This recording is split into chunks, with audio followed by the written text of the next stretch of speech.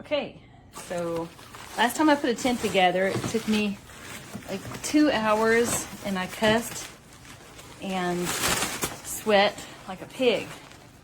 Ready? Woo!